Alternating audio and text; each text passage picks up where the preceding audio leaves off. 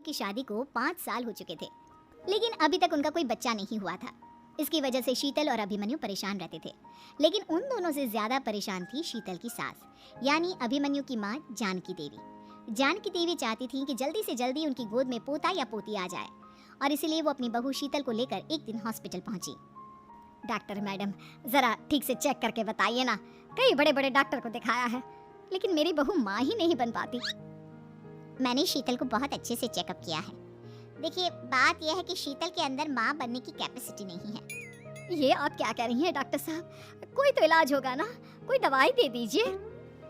देखिए, कुछ प्रॉब्लम ऐसी होती है जिनका कोई ट्रीटमेंट नहीं होता। आई एम सॉरी टू से, लेकिन शीतल कभी माँ नहीं बन सकती, क्योंकि उसके यूट्रस में अंदर से ही कुछ प्रॉब्लम है। घर आने के बाद क्या हुआ माँ? कहाँ लेकर गई थी आप शीतल को?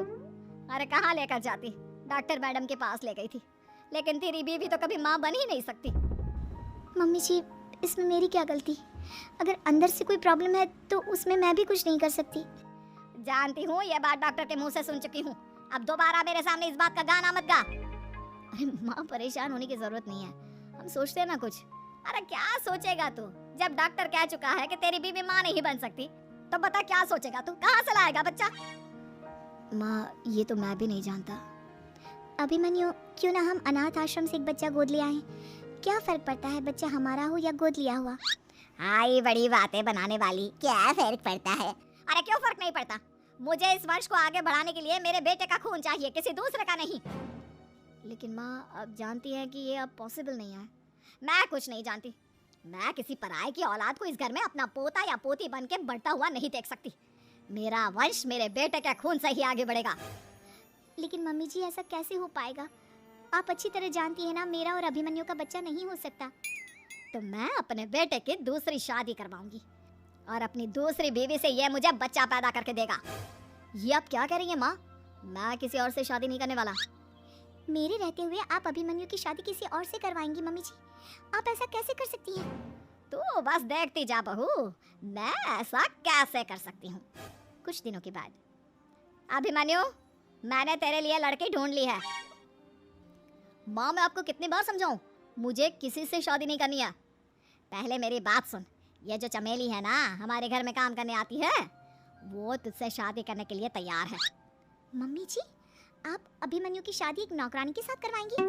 वो इसलिए क्योंकि चमेली दिखने में बहुत खूबसूरत है, बच्चा भी सुंदर ही होगा। मम्मी जी, लेकिन एक बच्चे के लिए अपने बेटे की शादी नौकरानी के साथ करवाना, क्या ये सही है? अगर अभिमन्यु ने शादी नहीं की ना, तो मैं अपनी जान दे दूंगी।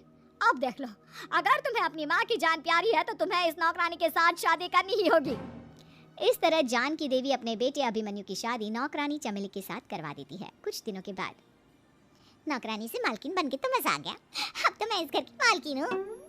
देखो, अपने आप को ज्यादा मालकिन समझने की कोशिश मत करो।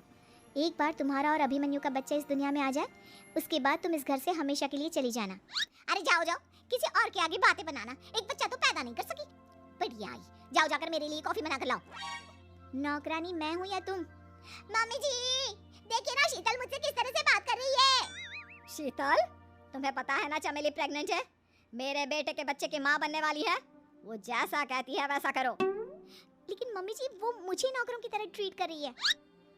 अरे तो करेगी ना, वैसे भी बहू तुम हो किस काम की, एक बच्चा तो पैदा नहीं कर सकती। जाओ अब घर के सारे काम करो और चमेली को आराम करने दो। थैंक यू मम्मी जी, भगवान आपका भला करे। आप नहीं होती तो मैं नौकरानी से महारानी कैसे बनती? देखो, तुम्हें जो चाहिए सब मिलेगा, खूब खाओ पियो, मजे की जिंदगी जियो, लेकिन बस मुझे एक बच्चा पैदा करके दे दो।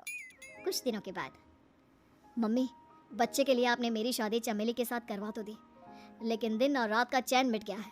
सारा दिन शीतल और चमेली की बहस चलती रहती है। अब शीतल को इस घर में रखने से क्या होगा? मैं तो कहती हूँ उसे घर से निकाल दो, है भी किस काम की। मैं ऐसा नहीं कर सकता माँ, वो मेरी पत्नी है, उससे बहुत प्यार करता हूँ मैं। तुम्हारी पत्नी चमेली है, चमेली, उससे प्यार करो। अरे तुम्हारे बच्चे को जन्म देने वाली है वो।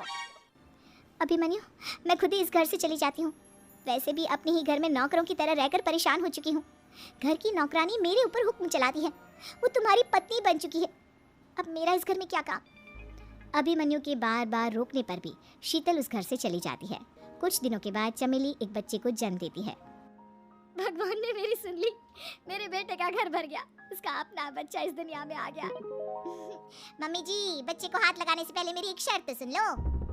तुम कहना क्या चाहती हो चमेली? आपकी मम्मी को बहुत शौक था ना अपने पोते को खिलाने का। अब देखो, इस दुनिया में हर चीज की कोई ना कोई कीमत तो होती है। तुम अपनी आधी प्रॉपर्टी मेरे नाम कर दो, बच्चा तुम्हारे नाम। अरे लेकिन मैंने अपने बेटे से तुम्हारी शादी करवाई है, अब ये सौदेबाजी कहाँ से आ गई?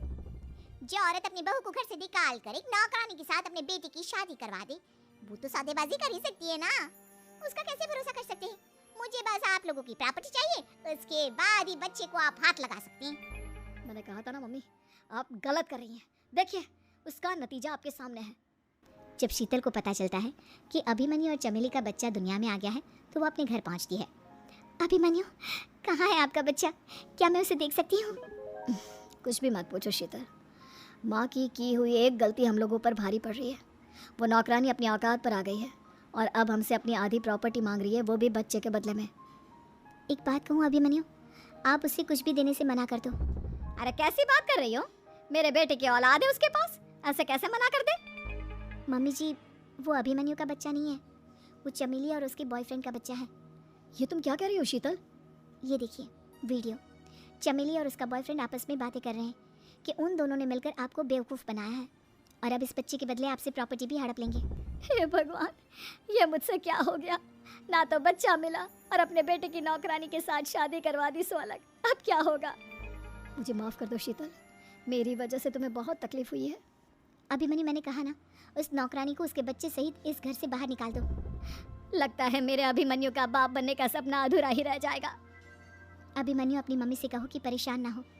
आपको याद है एक बार हम एक IVF सेंटर गए थे, मैंने फिर से वहाँ जाकर बात की थी और आपको पता है इस बार मैं प्रेग्नेंट हूँ, क्योंकि हमने वहाँ पर प्रोसीजर करवाया था जिसकी वजह से मैं प्रेग्नेंट हो गई थी और इस बात का पता मुझे बस कुछ महीने पहले ही लगा है।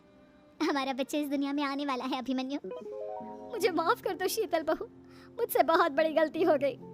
कोई बात नहीं माँ, लेकिन अब हमें उस धोखेबाज नौकरानी को इस घर से बाहर निकालना है और इस घर की मालकिन को वापस घर लाना है, वो भी अपने बच्चे के साथ।